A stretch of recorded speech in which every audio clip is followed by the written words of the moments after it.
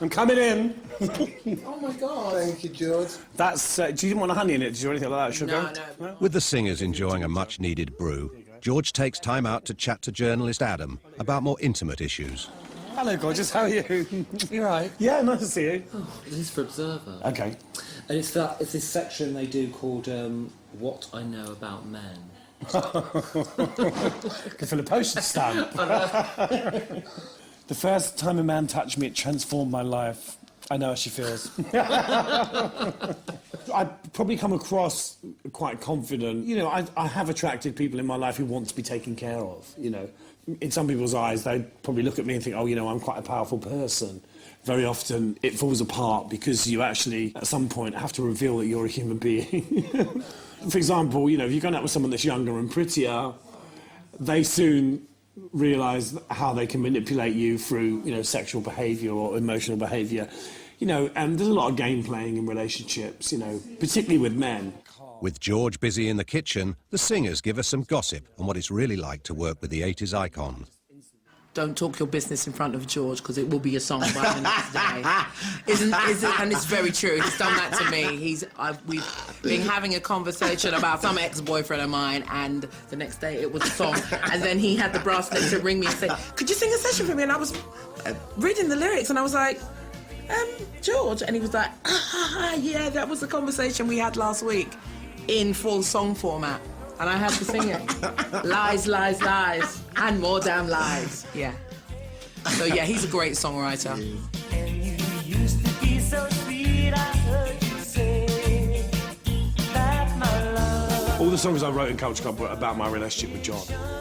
And they were more ambiguous. Things like Calm Chameleon, there were hidden messages in the titles and you know, I wasn't necessarily that direct with my songwriting, but that's because I probably hadn't learned to be direct.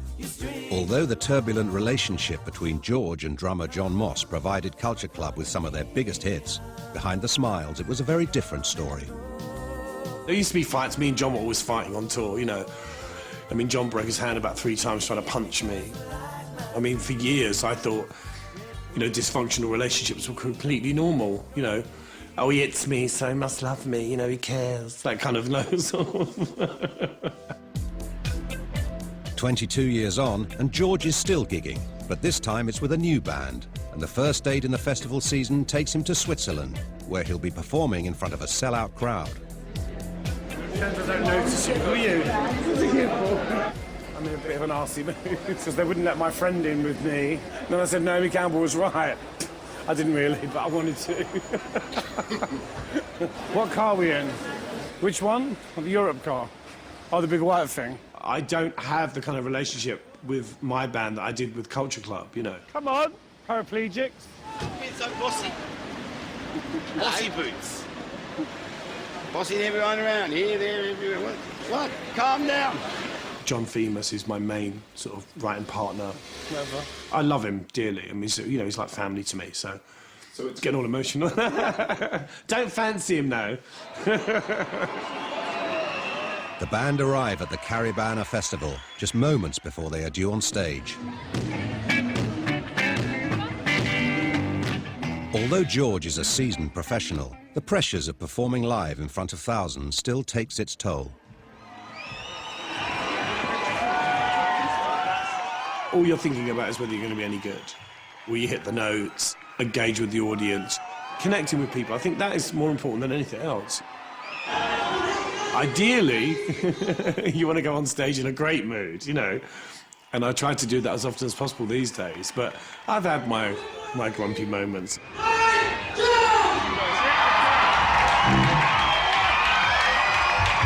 you doing?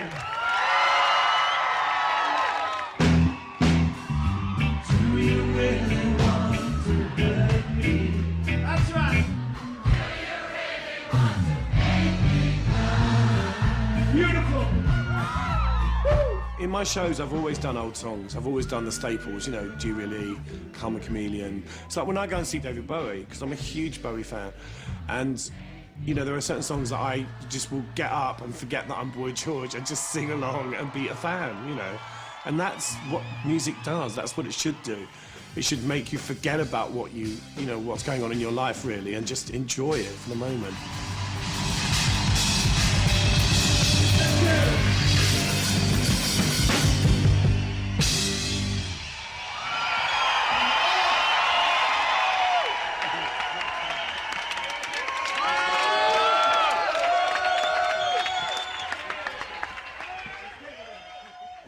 It was good. No, I really enjoyed it. I mean, I'm not complaining. That's a plus. Hello. Yes, hello. Where are you from? From. Don't know. Oh, I'm so nervous. That's okay. I love you. I say thank God for strangers because, you can be doing a gig and there can be some, like, kind of really tough housewife. And she'll be like, Georgie, I love you, Georgie. And it means a lot. Okay, dog. All right, come on then. Bye-bye. Okay.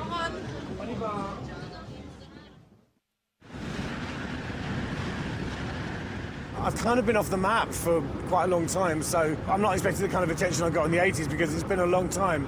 And there's a lot of other stuff out there, and recently, in the last year or so, there's been a lot more kind of organic music being made.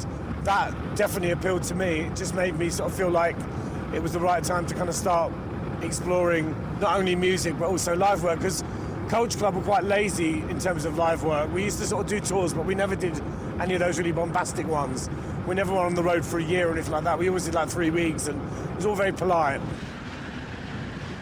I mean, I haven't really made money from music for a long, long time. It's like an expensive hobby, but it's what I love to do. I mean, that's why I became a musician, because I wanted not to work. I mean, you do work, but you're not working like, say, a miner would work, or how my mother and father worked. As the band arrive at the Bobital Festival in France, the party appears to be in full swing. With minutes to go before the band hit the main stage, there's time for a quick impromptu jam. 1, 2, 3, 4, whatever.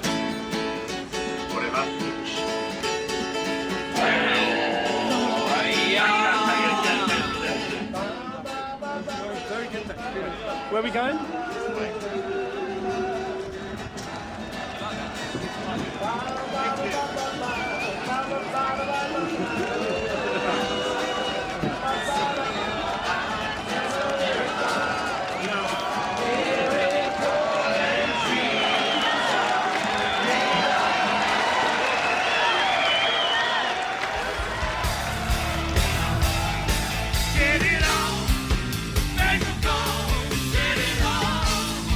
I'm lucky because the guys in my band are all quite close to me, and they're happy to say, look, yeah, you could have maybe hit the note better on that one, or we'll talk about what we've done. But there are times when I'm obviously having a different gig to them, Come a chameleon.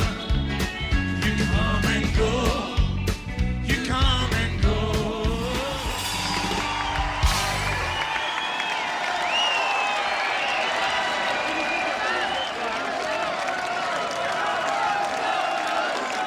That was hard work.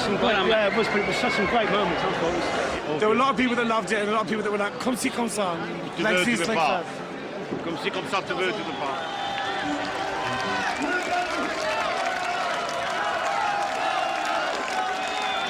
You seem very calm, quiet, optimistic. Yeah, I am. So what's happening? Well, I don't drink anymore. I don't take drugs anymore. Nothing. You can drink. No, I don't drink. I don't do anything. really? No. You get a lot of the same questions, a lot of the same questions. It's like, tell me about the 80s. The 80s.